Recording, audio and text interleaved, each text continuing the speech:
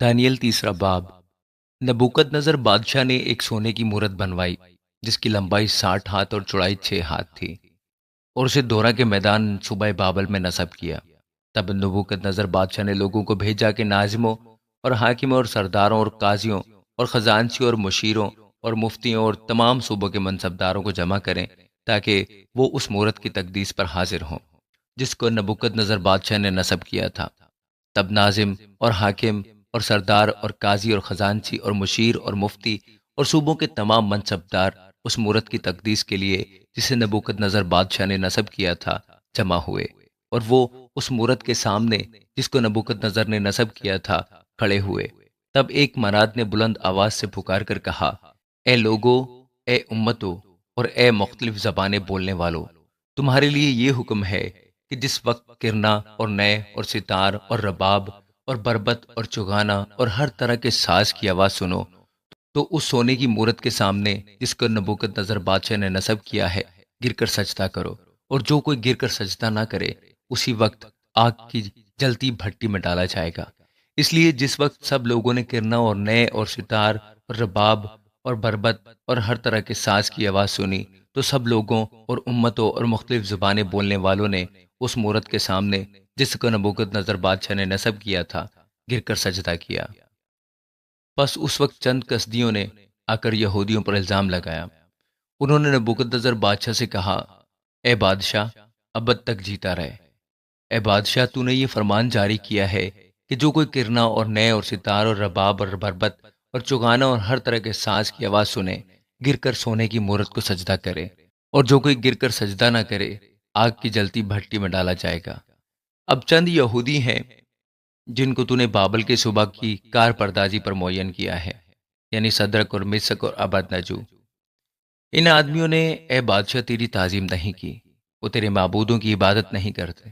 اور اس سونے کی مورت کو جسے تو نے نصب کیا سجدہ نہیں کرتے۔ تب نبوکد نظر نے قہر و غضب سے حکم کیا کہ صدرک اور مسک اور ابدنجو کو حاضر کریں، اور انہوں نے ان آدمیوں کو بادشاہ کے حضور حاضر کیا، اور نبوکد نظر نے ان سے کہا، اے صدرک اور مسک اور ابدنجو، کیا یہ سچ ہے کہ تم میرے معبودوں کی عبادت نہیں کرتے ہو اور اس سونے کی مورت کو جسے میں نے نصب کیا سجدہ نہیں کرتے؟ اب اگر تم مستعد رہو کہ جس وقت کرنا اور نئے اور ستار اور رباب اور پربت اور چگانا اور ہر طرح کے ساز کی آواز سنو تو اس مورت کے سامنے جو میں نے بنوائی ہے گر کر سجدہ کرو تو بہتر، پر اگر سجدہ نہ کرو گے تو اسی وقت آگ کی جلتی بھٹی میں ڈالے جاؤ گے، اور کون سا معبود تم کو میرے ہاتھ سے چھڑائے گا؟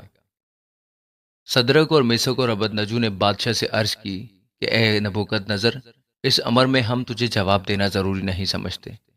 دیکھ، ہمارا خدا جس کی ہم عبادت کرتے ہیں ہم کو آگ کی جلتی بھٹی سے چھڑانے کی قدرت رکھتا ہے، اور اے بادشاہ وہی ہم کو تیرے ہاتھ سے چھڑائے گا، اور نہیں تو اے بادشاہ تجھے معلوم ہو کہ ہم تیرے معبودوں کی عبادت نہیں کریں گے اور اس سونے کی مورت کو جو تو نے نصب کی ہے سجدہ نہیں کریں گے۔ تب نبوکد نظر قہر سے بھر گیا، اور اس کے چہرے کا رنگ صدرک اور میسک اور ابدنجو پر مبدل ہوا، اور اس نے حکم دیا کہ بھٹی کی آنچ معمول سے 7 گنا زیادہ کریں،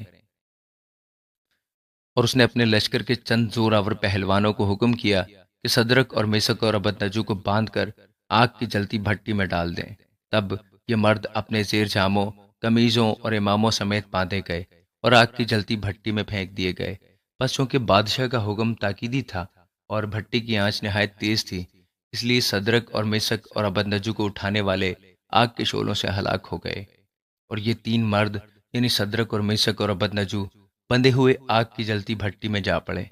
تب نبوکدنضر بادشاہ سراسیمہ ہو کر جلد اٹھا اور ارکان دولت سے مخاطب ہو کر کہنے لگا، کیا ہم نے 3 شخصوں کو بندوا کر آگ میں نہیں ڈلوایا؟ انہوں نے جواب دیا کہ بادشاہ نے سچ فرمایا ہے۔ اس نے کہا، دیکھو، میں 4 شخص آگ میں کھلے پھرتے دیکھتا ہوں اور ان کو کچھ ضرر نہیں پہنچا، اور چوتھے کی صورت الہ زادہ کی سی ہے۔ تب نبوکدنضر نے آگ کی جلتی بھٹی کے دروازے پر آ کر کہا، اے صدرک اور مسک اور ابدنجو، خدا تعالیٰ کے بندو، باہر نکلو اور ادھر آؤ۔ پس صدرک اور مسک اور ابدنجو آگ سے نکل آئے۔ تب ناظموں اور حاکموں اور سرداروں اور بادشاہ کے مشیروں نے فراہم ہو کر ان شخصوں پر نظر کی اور دیکھا کہ آگ نے ان کے بدنوں پر کچھ تاثیر نہ کی اور ان کے سر کا ایک بال بھی نہ چلایا اور ان کی پوشاک میں مطلق فرق نہ آیا اور ان سے آگ سے جلنے کی بو بھی نہ آتی تھی۔ تب نبوکد نظر نے پکار کر کہا کہ صدرک اور مسک اور بدنجو کا خدا مبارک ہو، جس نے اپنا فرشتہ بھیج کر اپنے بندوں کو رہائی بخشی، جنہوں نے اس پر توکل کر کے بادشاہ کے حکم کو ٹال دیا اور اپنے بدنوں کو نثار کیا کہ اپنے خدا کے سوا کسی دوسرے معبود کی عبادت اور بندگی نہ کریں۔ اس لیے میں یہ فرمان جاری کرتا ہوں کہ جو قوم یا امت یا اہل لغت صدرک اور مسک اور بدنجو کے خدا کے حق میں کوئی نامناسب بات کہیں، ان کے ٹکڑے ٹکڑے کیے جائیں اور ان کے گھر مزبلہ ہو جائیں گے، کیونکہ کوئی دوسرا معبود نہیں جو اس طرح رہائی دے سکے۔ پھر بادشاہ نے صدرک اور مسک اور ابدنجو کو صوبہ بابل میں سرفراز کیا۔ آمین۔